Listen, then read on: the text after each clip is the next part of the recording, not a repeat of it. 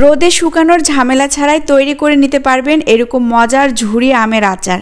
চলুন আজকে আপনাদের এই ঝুরি আমের আচারটা কিভাবে করেছি সেটা দেখিয়ে দিই। ফার্স্টে এখানে আমি আম নিয়েছি আর এই আমগুলোকে কিন্তু একদম সুন্দর করে এইভাবে স্লাইস করে কেটে নিয়েছি। আর এটা কিন্তু লবণ পানিতে ভিজিয়ে রাখছিলাম যাতে করে আমের যে টক ভাবটা থাকে সেটা যেন চলে যায়।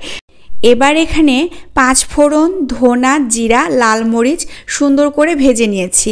তারপর এগুলোকে কিন্তু পাটায় গুঁড়ো করে নিয়েছি। আর এবার চলে যাচ্ছি আমটাকে বেশ ভালো করে 1 কাপ মেজারমেন্ট কাপ দিয়ে আমি চিনি দিয়েছি এখানে। তো আপনাদের আমের পরিমাণ যদি বেশি থাকে তবে আপনারা সেভাবে মাপ দিয়ে আপনারা করে নেবেন। আর আমের টকের ওপরেও কিন্তু চিনিটা নির্ভর করবে যে আপনারা আমটা কেমন টক সেটার উপরে নির্ভর করবে। তো এই যে আমি চিনি দিয়ে আমগুলোকে বেশ ভালো করে মাখিয়ে নিচ্ছি। এবার এটাকে রেস্টে রেখে দিব যতক্ষণ না পানি এখান থেকে চিনির পানিটা বের না হয়। আর এদিকে চলে যাচ্ছি পাটায় এগুলোকে বেশ ভালো করে বেটে নিচ্ছি সব মশলাগুলো যেগুলো আমাদের আচারের জন্য খুবই দরকার। তো এগুলো দিলে কিন্তু খুব ভালো একটা সেন্টও আসে। তো এই যে দেখেন প্রায় 2-3 ঘন্টা ভিজিয়ে রাখার পরে চিনিগুলো সম্পূর্ণ গলে গিয়েছে। এখানে আলাদা করে এক্সট্রা পানি দেবার কোনো দরকার নেই। সম্পূর্ণ চিনি গলে গিয়ে এরকম সুন্দর পানি বের হয়ে যাবে। তারপর এটাকে এখন চুলায় বসিয়ে দিব। এখানে আমি একটা প্যান নিয়েছি আর চিনিতে ভিজে রাখা আম কুচিগুলো এখন দিয়ে দিচ্ছি। এবার চুলার জালটা জ্বালিয়ে দিব। আর এখানে কিন্তু আমরা কোনো ঢাকনা ব্যবহার করব না। চিনির এই পানিতেই আমগুলো খুব সুন্দর করে সেদ্ধ হয়ে যাবে।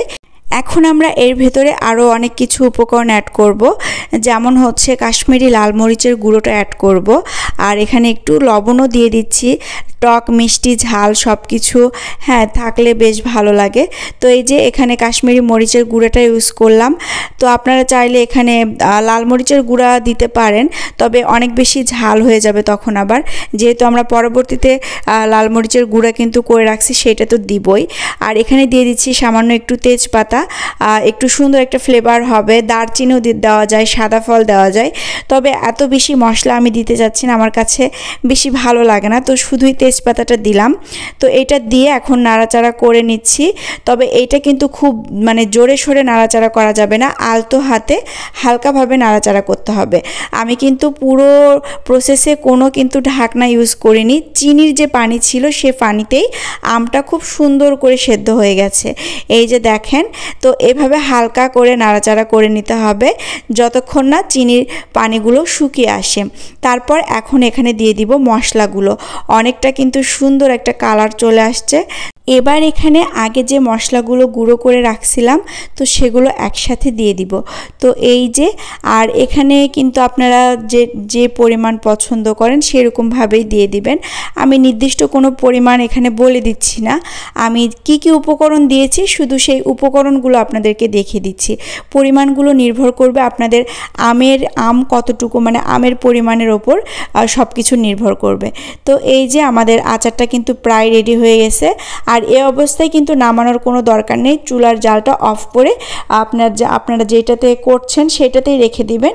একটু পরে দেখবেন খুব সুন্দর একদম আমগুলো শক্তপোক্ত হয়ে যাবে, একদম বেশি ঘেটে যাবে না, বেশ ভালো ঝরঝরে হবে।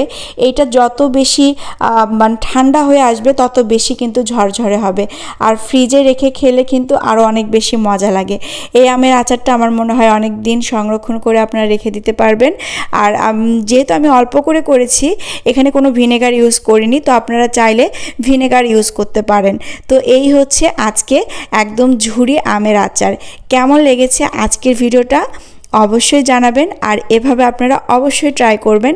দেখবেন যারা আচার তৈরি করতে পারেন না, অনেক সহজ পদ্ধতিতে আপনারা এই আচারটা করে ফেলতে পারবেন এবং বাসার প্রত্যেকের অনেক বেশি পছন্দ হবে।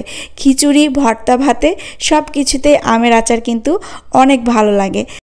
এই ছিল আজকের ঝুরি আমের আচারের রেসিপি। আমাদের আচারের আরও একটা রেসিপি কিন্তু আছে পেজে, আপনারা ভিজিট করতে পারেন।